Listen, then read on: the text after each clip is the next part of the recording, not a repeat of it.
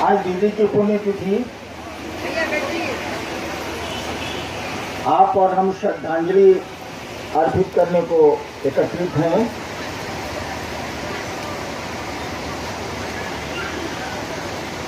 अभी मेरे पहले लवली बोल रही थी, एक बार उसकी कहानी है कि वो सलीम चिश्ती के दरबार में गई। तो मेरा भी कुछ ऐसा ही स्वभाव है, मैं मंदिरों और ऐसी जगहों पे भीतर नहीं जाता। दोष हम ही लोगों का है, खुदा तो मेहरबान है। ये नहीं जा रही थी, लोगों ने बहुत जिद किया अंदर चलने को, बोले कि मरे हुए आदमी के यहाँ हम जाके क्या करेंगे। लवली ने कहा, ठीक मेरे पहले जो बोल रही थी अनुमिता, कहा कि मरे हुए आदमी के पास हम जाके क्या करें, हम नहीं जाए। ये बॉडीगार्ड भी था इनके साथ, दो वर्दी में था। कहा कि दीदी चलिए ना, दीदी चलिए ना। इनके डॉक्टर साहब भी थे, उन्होंने भी रिक्वेस्ट किया, नहीं तैयार हुई कि ना हम नहीं जाए। अंत में किसी तरह मानी और गई, लेकिन सेजदा नहीं किया। लौटने लगी तो एक आवाज कान में आई, आदमी वो बोलती है तो उसके रोज खड़े हो जाते हैं। एक आवाज आई, साधु मरते नहीं हैं। इसके कान में किसी ने स्पष्ट कहा, भीतर ही मजार के भीतर, साधु मरते नहीं हैं। ये हमारी संस्कृति भी है, हमारी सभ्यता भी है। आदमी मरता है तो स्वर्गीय लिखा जाता है, लेकिन नहीं लिखते आप कि स्वर्गीय महाबुद्ध, स्वर्गीय महावीर, स्वर्गीय राम, स्वर्गीय कृष्ण, हम लोग नहीं लिखते हैं। किसी साधु के पहले स्वर्गीय नहीं लगता है, आदमी के नाम के पहले लगता है, अंग्रेजी में लेट लगता है, लेकिन साधु के नाम के पहले स्वर्गीय नहीं लगता।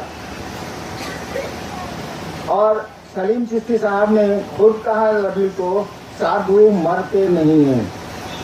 हमारी आती दीदी भी मरी नहीं है, तो जिंदा। शरीर का क्या है, आज है कल ना हो,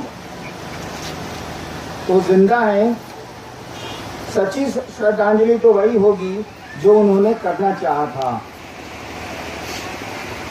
सही में अगर श्रद्धांजलि आप देना, हम देना चाहते हैं, तो उन्होंने जो करना चाहा था, जिसके लिए वो करते करते चली गई दुनिया से, और जाते जाते भी कर गई। सुना आपने, सोमेंद्र जी बोल रहे थे,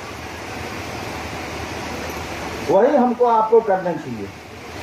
सोमेंद्र जी एक बात बोल रहे थे कि वो गले में ट्यूमर निकला था, मैं बैठा हुआ था, शुद्ध नहीं बोल रहे थे। उसके गर्दन में, उस बच्चे के गर्दन में, 12 साल का बच्चा था, 2 गर्दन था, मैं 2 मूड़ी था उसको गर्दन से निकला हुआ, 2 सिर निकला हुआ। मैं तो इन चीजों में रहता नहीं, मुझको कार्यालय जाना था। मैंने कहा चलिए बाहर नहीं, मुझको देख के उस बच्चे को डर लग गया, ये तो मर जाएगा। 2 सिर है इसके पास, एकदम इस सिर के बराबर इतना बड़ा सिर था, तो मर जाएगा। हमने चले बाहर, चलिए बात। लेकिन मुझको सचिवालय जाना था, ऑफिस जाना था, मैं गाड़ी में बैठा और चला गया। वो आदमी गया नहीं, हमारे जाने के बाद वो नीलम के पास फिर बैठा। तो उनकी आदत थी कि सुनती थी, मेरी ऐसी क्यों आदत है वो भी मैं बता दे रहा हूं। उन्होंने कुछ कहा और 6 महीने के बाद वो आदमी फिर आया। मैं भी बता, उस समय सचिवालय से लौट गया। तो नीलम ने पूछा कि आपका बच्चा कैसा है, क्योंकि बॉम्बे और कलकत्ता और दिल्ली से लौट चुका। उसने कहा क्या बगल में है। हमने देखा उस बच्चे को तो मैं आश्चर्यचकित रह गया। कुछ था ही नहीं, एकदम नॉर्मल, ऐसे जैसे हम लोगों का वैसा था वो। उसका बाप लेके आया था। ये 84 की घटना है, 1984 की। आज 2016 है ना, कितने साल बीत गए, 22 साल बीत गए। उस बच्चे को देख के मैं डर गया था, मुझको डर लग गया था। जबकि मैं लाशों से खेलता रहा हूँ, नौकरी में भी मैं स्टेट रहा हूँ, लाशों से पाला पड़ा है। मैं डर गया था कि तो मर जाएगा ये। और आज 22 साल बीत गए, उस आदमी को मैंने फिर कभी नहीं देखा, उसके बाप को फिर कभी नहीं देखा। और इसीलिए मेरी आदत नहीं है कि आप कष्ट में हैं तो मैं उसको सुनूं, मैं नहीं पसंद करता, क्योंकि हम आप तो एहसान भूल जाते हैं। हम आप तो दूसरों के जो के द्वारा किया गया भला भूल जाते हैं। इसलिए मेरा मन नहीं करता। लेकिन दीदी उल्टी थी, दूसरों की बीमारियां खोद लेती थी, और वो जब ठीक हो जाता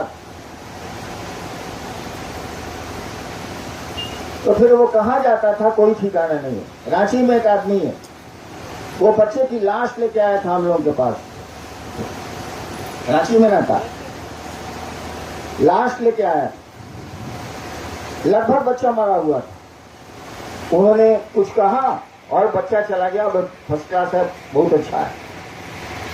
उस घटना के आज 30 साल से ज्यादा गुजर गए, वो आदमी फिर नहीं मिला मुझसे। 10 दिन पहले रांची पर ये इस डेरे में कटहल मोड़ में वो आया था, पहचान गया मैं। हमने कहा कि भाई साहब आ गए आप? तो जी हम तो स्वतः के महोत्सव में भी गए। आदमी ऐसा होता है, आप ऐसा मत बनिएगा। जो एहसान फरामोश होता है वो महादेव का चेला नहीं हो सकता है, आध्यात्मिक भी नहीं हो सकता। हमको आपको चाहिए कि कोई एक गिलास पानी पिलाए तो इसको याद रखें हम आप।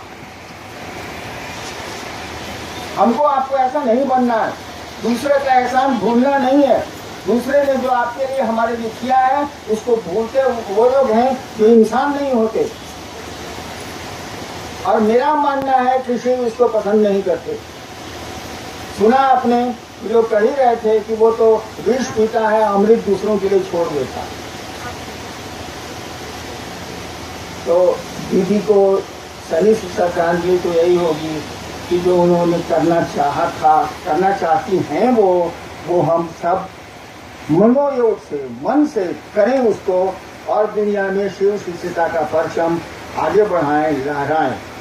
मैं बहुत देर खड़ा नहीं रह सकता, मेरे साथ दिक्कत है, मेरे घुटने में बहुत दर्द रहता है, इसलिए माफी चाहूंगा और आप सबों को प्रणाम करता हूं।